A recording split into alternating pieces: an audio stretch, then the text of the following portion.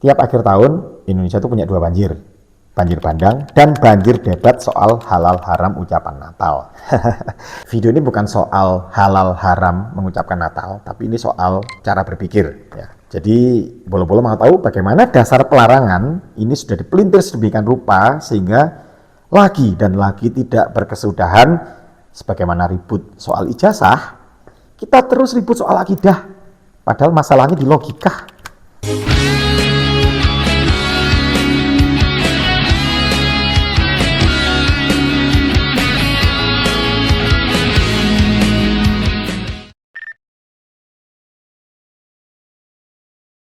Haram mengucapkan selamat Natal. Bolo-bolo sadar nggak bahwa larangan itu nggak pernah ada loh di Al-Quran, termasuk hadis ya.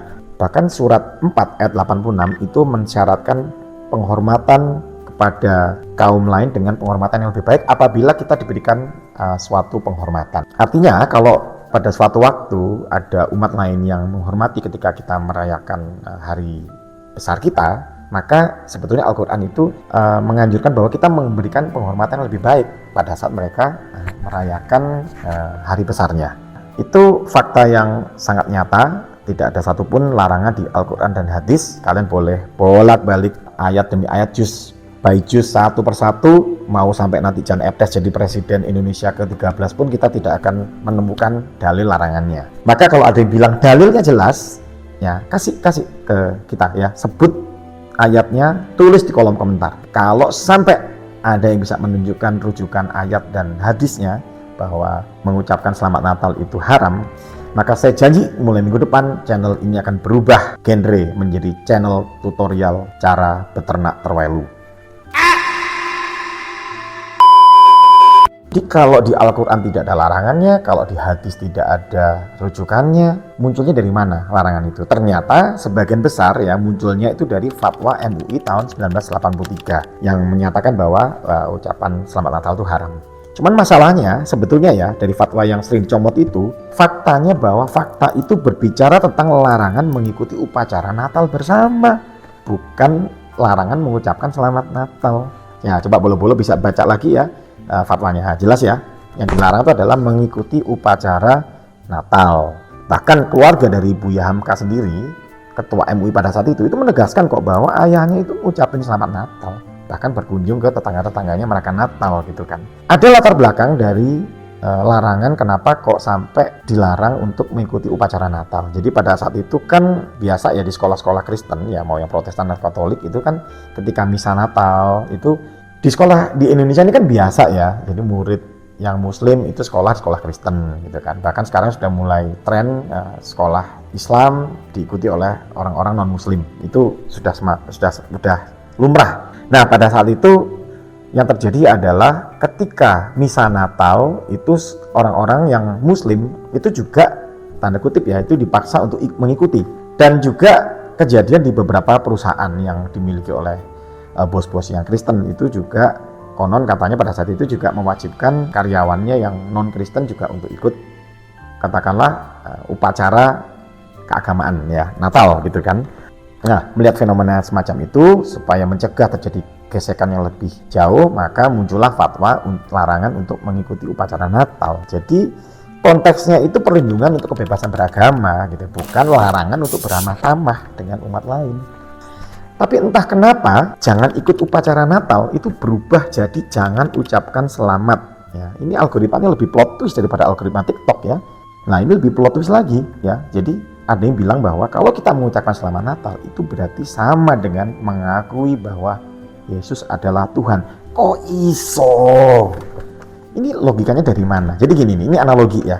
Ya jadi kalau kamu datang ke pernikahannya temanmu nikah nih sama seorang wanita gitu ya. Terus kamu mengucapkan selamat menempuh hidup baru. Terus otomatis istrinya temanmu jadi binimu gitu. Pertama, kalau sampai mengucapkan Natal terus jadi orang Kristen kan?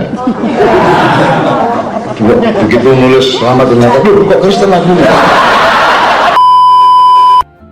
Please. Otaknya dipakai barang sebentar saja ya. Ini yang dinamakan sebagai logical fallacy ya. Kesalahan berlogika ketika kesimpulan tidak punya hubungan sebab akibat. Kalau ngucapin selamat berarti ngakui Tuhannya. Kalau kamu begini, berarti begitu. Aku begini, engkau begitu. Sama saja buah semangka berdaun sirih.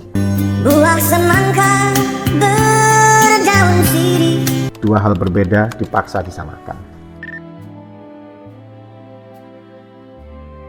Jadi gini bolo-bolo ya, video ini saya tidak sedang mengatakan bahwa Anda wajib untuk mengucapkan selamat hari Natal atau selamat hari raya lain ya. Bagi saya, siapapun yang mau mengharamkan itu silakan ya. Tapi simpenlah untuk diri sendiri ya. Jadi nggak perlu tampil sebagai ustadz dadakan di status Facebook atau di grup WA alumni. Ya sebaliknya, yang membolehkan itu juga jangan maksa-maksa bagi mereka yang tidak mau mengucapkan. Seperti yang sudah sampaikan di awal tadi, ini kan video ini akan membahas tentang cara berpikir kita ya. Kenapa kok logical fallacy ya, jadi pola pikir yang menghubungkan sesuatu yang tidak ada sebab akibatnya sama sekali, itu cukup marak dalam budaya masyarakat kita. Ya karena budaya kita ini kan budaya kolektif, budaya sosial ya, paternal, yang punya kebiasaan itu ikut mayoritas. Karena banyak orang yang tidak betah berada di luar kesepakatan kelompoknya. Apalagi kalau di dalam komunitas keagamaan, ini semakin parah ya logical fallacy-nya ya. Semakin berpotensi subur karena figur pemuka agama yang sangat kuat, yang tidak bisa begitu saja dipertanyakan apalagi dikritisi. Jadi kalau pas pemuka agamanya lagi korsleting, ya resikonya diikuti begitu saja oleh umatnya. Yang jelas, kecemasan moral itu lebih dominan daripada rasa aman dan damai yang seharusnya ada di hati orang-orang beragama. Kadang yang diikuti itu bukan Al-Quran, tapi ketakutan ya. Takut salah, takut dosa, takut dikomentari ustadz random dan para pemegang kunci sorga di kolom komentar. Indonesia itu ada karena kebinekaan ya. Kebinekaan ini anugerah, tapi juga rapuh jika mentalitas masyarakat kita belum siap untuk itu, alias mentalitas yang belum benar-benar siap pada perbedaan ya, perbedaan tata cara, perbedaan pendapat, termasuk perbedaan iman. Sebetulnya berabad-abad bangsa ini tuh sudah terbiasa pada kebinekaan ya. Bahkan bisa dibilang kita ini jauh loh lebih baik dalam mengelola kebinekaan dibandingkan masyarakat Eropa misalnya ya, selama berabad-abad gitu. Cuman memang itu terjadi karena pada saat itu patron di masyarakat kita itu kuat ya, raja, sultan, penguasa daerah. Kalau mereka itu bisa menjaga kebinekaan ya maka rakyatnya ikut ya. Cuman sekarang kan kita berada di era demokrasi, apalagi kita berada di era sosmed. Ya, semua orang bisa dapat info, semua orang bisa bicara. Cuman sayangnya kan literasi kita ternyata tidak cukup dalam mengimbangi kecepatan jempol. Akhirnya FOMO, kita merasa gagah kalau bisa ngecap, merasa keren kalau sudah bisa mirip dengan orang kebanyakan. Padahal sekedar membeo tanpa pemikiran yang mendalam. Ini ironis ya, justru kalau kita semakin beragama, terutama yang Islam ya, perintahnya jelas ya bahwa jangan mengikuti apa yang kamu tidak ketahui. Karena sebenarnya pendengaran, penglihatan, dan hati itu akan dimintai pertanggungjawaban. Maka apapun keyakinanmu tentang ucapan Natal, jalankan semua itu dengan penuh kebijaksanaan. Hormati ruang sosial, hormati perbedaan keyakinan. Kalau tidak mau mengucapkan, at least diem. Tidak usah usik kebahagiaan saudara-saudara kita yang sedang Natalan yang cuma sehari dalam setahun. Kita kan juga nggak mau ya ketika lebaran terus ada umat lain ngulik-ngulik gitu ya, terus bilang ketupat adalah tanda-tanda kedatangan antikristus misalnya gitu. Indonesia ini rumah bersama. Rumah itu bukan cuma butuh pintu dan atap, tapi juga keteduhan cara berpikir. Jangan korbankan nalar dan nurani demi rutinitas tahunan yang berdasarkan ikut-ikutan, apalagi sesat logika. Di sisi lain terkadang diam itu emas.